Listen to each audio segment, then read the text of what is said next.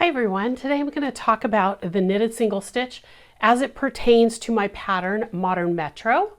I first wanted to show you a little swatch of how this stitch is made. It looks like, I'm going to bring it up as close as I can, and I want to apologize right up front. The video is a little dark because I live in the Pacific Northwest and it's been rainy and cold and I cannot get enough natural light, so I've got my OttLite daylight bulb here trying to get a little extra light. So if it looks kind of funny, you know why.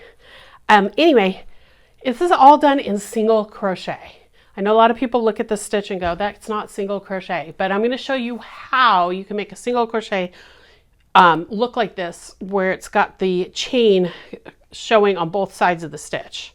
So you'll notice here that at the bottom, or actually I've got this upside down, at the bottom here on one side, the chains that are showing are really close to the bottom of the swatch. If I flip it over, you'll notice there's a gap here before it starts. So every other row shows the top of the stitches or the chain stitch. So we're going to go ahead and get started on actually learning how to do this stitch. So let me get some yarn here, and I'm just going to do a swatch of 10 stitches. And I am going to move this guy out of the way so it's not in our way here. So we're going to do a swatch of 10 stitches, but we have to chain 11. So make sure you have a chain of 11. 2, 3, 4, 5, 6, 7, 8, 9, 10, and 11. Now, just in case you haven't watched my video about the chain stitch, and if you haven't, you can go to my YouTube channel and see that video, but I'm going to talk about a little bit about the chain itself. Normally when you're looking at the chain, this is the top of the chain. It looks like little chain stitches going up. We're going to actually work on the back side of the chain. And when you flip it over, you'll see right here, there's bumps. And we're going to work into those bumps. So it's really important because that's what keeps this bottom edge nice and flat, and it mimics the not only the stitches that are going through the fabric, but it also mimics what the top looks like at the end. So the top and the bottom of the fabric is exactly the same. And when you're making Modern Metro, that's kind of important, especially for the seaming. Okay, so to do the knitted single stitch, the first row is just a row of single crochet. Okay, so that 11th chain that we did, and I'm going to make that one a little bit bigger. That 11th chain, we're going to skip it, and you'll see here's the back bump of that 11th chain. We're going to go right here to this first one. We're going to go into the back bump, yarn over, pull up a loop, and then finish the single crochet. So we're going to do that for 10 stitches. So I'm going to go ahead and do that all the way across, and you can go ahead and do it with me if you'd like.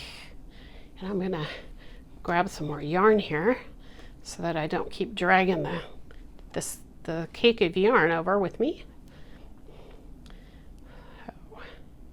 So this part is pretty simple. You should know how to do your single crochets. If you don't, I do have a video online, again on my YouTube channel, on how to do a single crochet. So notice I'm going into all those back bumps. Here's number 9. And 10.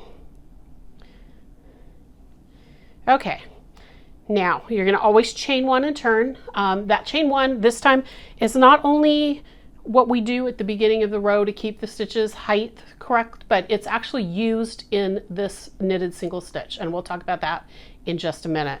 Remember, we skipped the first chain over on the previous row, and so that chain's right here, and we're going to talk about that in just a second too. Okay, so now,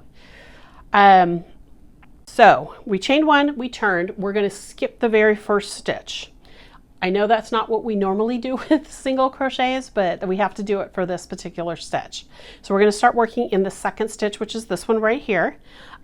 Here's our turning chain, here's the first stitch we're going to skip, and here's the second stitch. Now normally when you do a single crochet, you're going to work under both loops of the top of the stitch, just like that. We're not going to do that this time.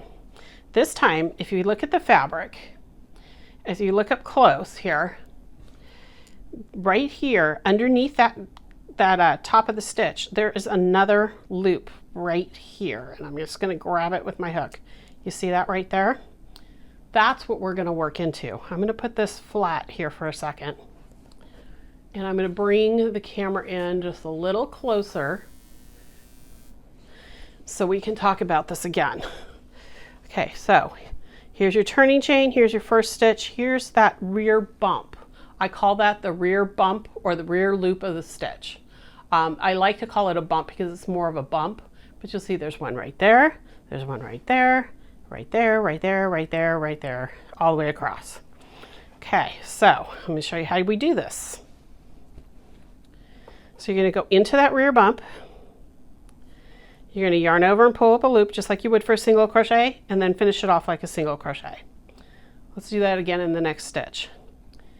You're going to insert, yarn over, pull up a loop, yarn over and pull through 2 loops. Excuse me, that was a sneeze. And let's do that again one more time. Insert, yarn over, pull up a loop, and finish like a single crochet. Now, I'm going to flip this over for just a second, and you'll see how the chain is already starting to form on the bottom of that stitch or of that fabric.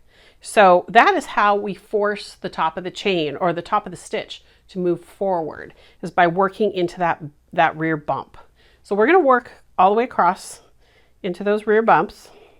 And then because we skipped that first stitch, we're only going to have 9 stitches. So we need to do something for that 10th. So when we get to the end here, I will show you how we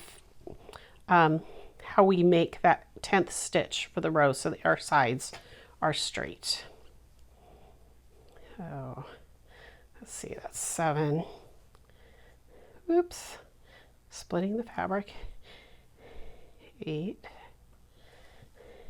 Okay, that's number 9, I believe. Let me just make sure here.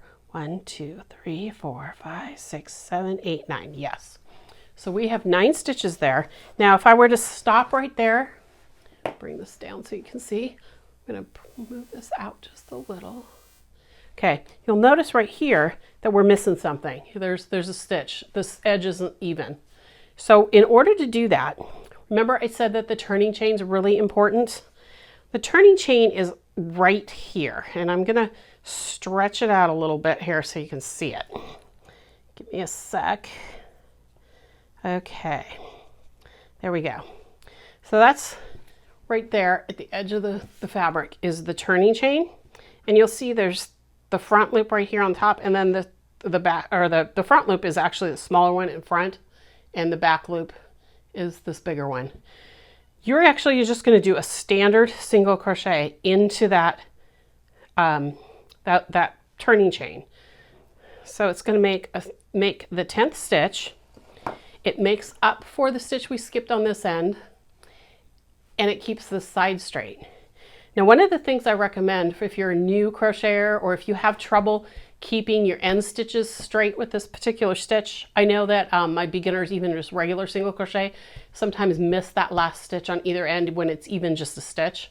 What I recommend is grabbing some stitch markers and have 2 of them and have one at either end of your row. So when you chain 1 and turn, this is what I do. When you chain 1 and turn, I would put the stitch marker right into that turning chain so that when you do the next row that comes across and meets that turning chain, you know that's where stitch number 10 or 30 or whatever number of stitches you have for your particular piece is. So let's do this row again. So I chain 3 and turn, or chain 1 and turn, sorry. I've been doing double crochet for the last couple weeks, so I apologize. Chain 1 and turn, skip the first stitch. Here's the back bump of the second stitch.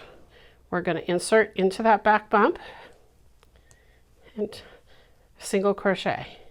Insert into that back bump and single crochet. And we're going to do that all the way across again. And I'm going to talk about the fabric as we go here. This stitch actually is a lot of fun. It's just single crochet, but it gives you some texture. So if you're a beginning crocheter, this should give you some confidence in making something like a sweater that we're doing with Modern Metro, because it's just a single crochet. The hardest part of doing this stitch is making sure you don't miss that end loop. That's what they call the turning chains when we work into them, is the end loop. So we're going to do the end loop right here once again. So we did 9 single crochets, and you can kind of see, I'm going to put this down, you can kind of see where the end loop is. I believe you can see it right here. This is the top part of it. So what you want to do, and don't be afraid to stretch your fabric to find your end loop. I do it all the time. I pull these things, see how loose I got that loop? Don't worry about it. Working into it, it'll stretch back into shape, or relax back into shape. So you kind of have to just kind of put your hook there and find, here's the front loop, here's the back loop, and go through both strands and do stitch number 10. So now I'm going to take a look at the fabric here. So this is the first row we did. Okay, this is the first row we did, and that created the chain on this side. Here's the row we just completed, because I'm right-handed, so my loop is on the right-hand side, or on the left-hand side when I'm done. If you're left-handed, it would be on the right-hand side. Here's the row we just completed, and what that did is that made the chain stand out on the other side. Now I'm going to bring that other swatch back that we were talking about earlier. And this is how I count my rows. I'm going to bring out the camera a little so you can see more of the swatch. Hang on one second here. There we go.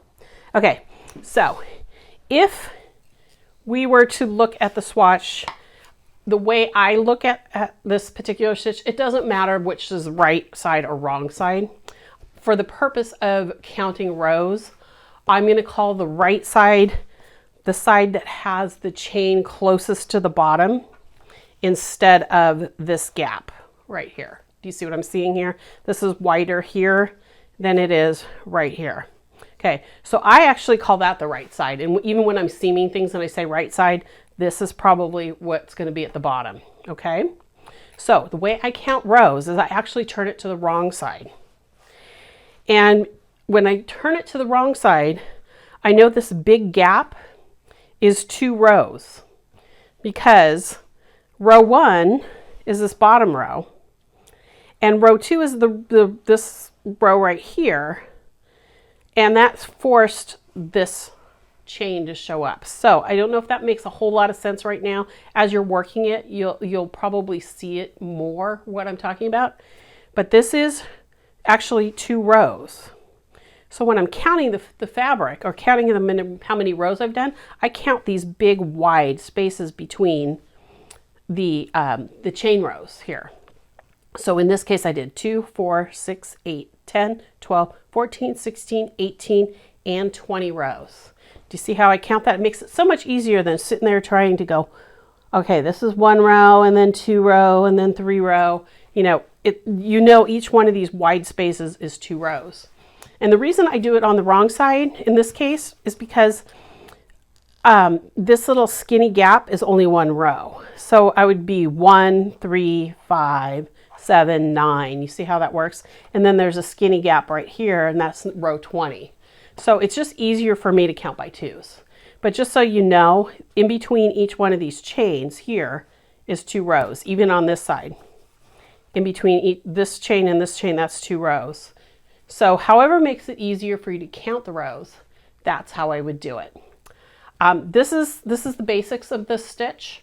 You're just going to keep working back and forth, back and forth, back and forth until the piece is the desired size that you're working on. If you have any questions, I'm going to be doing live video every Monday during the crochet along. And in between those live videos, I'm also going to be doing question and answer in the chat, in the group. We can have a chat about it. And I will also answer questions if you want to email me too, and talk it out that way. If it's easier to just do it via email, we can do that as well. So anyway, there's the knitted single stitch. And I'm going to do another video here in just a second about how to measure your gauge and figure out if you're using different yarn, what to do. Thanks. I'll talk to you soon.